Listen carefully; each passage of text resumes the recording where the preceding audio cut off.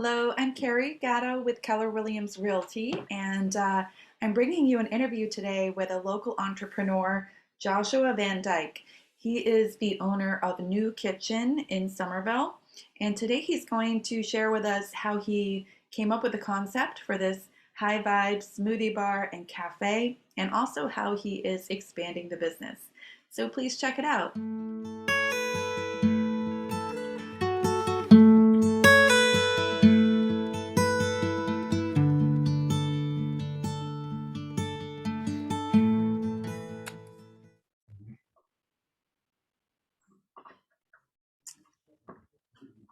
Hi, everyone. I'm Carrie Gatto with Keller Williams Realty. And today I get to interview Joshua Van Dyke, who is the owner of a New Kitchen in Union Square, Somerville. Joshua, it's so nice to meet you. Yeah, you as well. Appreciate it. Thanks for letting me interview today. I love New Kitchen. And for the audience and for me, can you just tell us a little bit about yourself? Yeah. So I guess starting way back, I grew up in New Hampshire. My dad was an entrepreneur. He started a construction company for a little bit. He had a restaurant, and just did all kinds of different things. So I think from an early age, I knew I wanted to start my own business, doing something, didn't know what. Went off to college, went to Providence College, graduated from there. Actually, and then got into poker for a little while. Was kind of doing semi-professional poker along with some building and a little bit of real estate stuff just out of college. And when poker actually started going really well, I moved out to San Diego, California. Kind of lived the dream, and was there for a little while. Really fell in love with the kind of healthy dining. Like this, there was Jamba Juice smoothie places. There was great coffee shops. There was bright colored fresh bowl places and acai bowls and all that. And so I was there for a little while, ended up moving back home to New Hampshire, but I was like, man, that's stuck. I'm like, I gotta introduce this, because especially where I grew up in a small town, and then around there was nothing like that. So I'm like, all right, I think this is the path I want to go down. So never had cooked much or done any of that, but I'm like, I see, like, I love it, and I think I can get in it and learn it, and so kind of dove right in. That is so interesting, and that background makes so much sense to the concept of New Kitchen. And I was just saying before the interview started, I love the smoothies. But what else is New Kitchen known for, would you say? So we kind of do a lot, but we're trying to keep it narrow, trying to do it all well. But so we do the smoothies and acai bowls. So we have that, and then the fresh juices, and then we do coffee and espresso and a full coffee line, and then we do food. We have a busy lunch where we have grain bowls, salads, wraps, paninis, and things like that. And we do breakfast, and we're open for dinner as well. And we do have alcohol as well, so kind of do a lot of it. That's, and then I'd also say hope to be known for more of our atmosphere too. When you walk in, it's like we have upbeat music playing. It's a pretty big space. You can sit down, you can get some work done, you can meet friends there. So that's just as important to me as the food is that you walk in, you're greeted, and you just feel welcome, and just feel the good energy and positivity, productive atmosphere. Bringing those California vibes over to the north. Yeah, exactly. Yep. Yeah.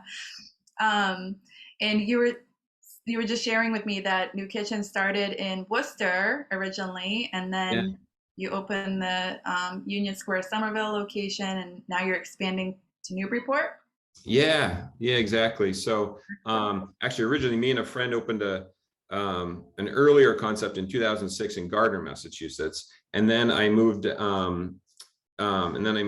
to Worcester about 2 years later in 2008, and opened the New Kitchen in Worcester 2008. And then we had two locations, and then the economy wasn't great, and my friend, business partner Andy, he had a second kid on the way, and he's like, this is too much, like we can't pay ourselves, like it's starting a business is tough, and we were really trial by fire. So we ended up selling that first location, and then I was able to buy out his half of the business, and then just kind of hunker down and be like, all right, we got to make this, I see the potential, like I love the business, and we got to really make it work. So fast forward, a few years, and it really started, catching on and doing well. So then in 2015, decided to open one in Union Square in Somerville.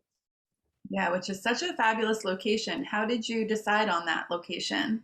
So that location, so we moved, so I met my wife, who was living in Boston at the time. So I moved out there, and from after living in Worcester, and she was headed home from work. We were living in Charlestown, and she drove by, and we'd been looking for the past probably year and a half, all different areas just outside of Boston and in Charlestown and Somerville and Cambridge. And yeah, couldn't find just didn't find the right spot that really clicked. And then she's like, hey, Josh, there's a spot. I see the steel beams going in the ground, and it says commercial space for sale or lease. And it was probably 6 minutes from where we were living. And we'd spent some time in Union Square and loved it. So we were like, this could be it. So it was the right size and the right location. And then loved just kind of everything. I loved everything about the location and kind of the future of it too.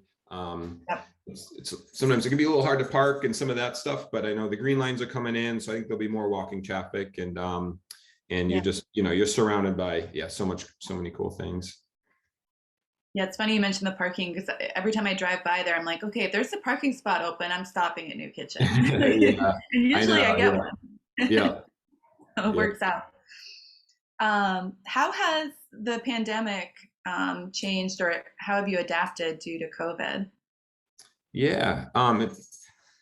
So in the beginning, it was scary, when there were so many of the unknowns in the first few, and then it was kind of the forced shutdowns and stuff. And that was like, okay, what's happening here? And, but then pretty quickly after, several weeks or a couple months, we realized that, the business came back pretty quick. We were fortunate. We were already doing some delivery and takeout. So we really just kind of doubled down on that. We were like, all right, let's make sure, our takeout and our delivery, we're on all the platforms, like that it's, it's pretty seamless. So we ended up, after a rocky few months, business ended up coming right back. It was just different. Like before, it used to be where the restaurant would fill up and you walk in, you're like, oh, there's a lot of people here. This is awesome. Now it's like, there's a lot less people in the restaurant, but we're doing a lot of takeout and delivery. Right.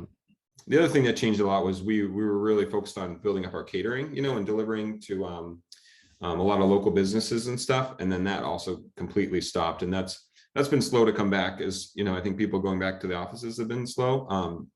So we're just trying to make that up, in really just in takeout and delivery as well.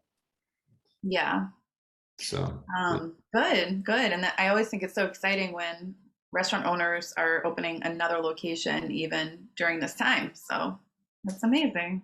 Yeah, we've been really fortunate, and I think we've all just realized that, all right, we just need to be adaptable, because if an employee or something, or a guest catches, has COVID, then it's all right, we need to get everyone tested. Like there's just so many moving parts, so it's just kind of like, all right, we'll take it as it comes and figure it out. And roll the punches.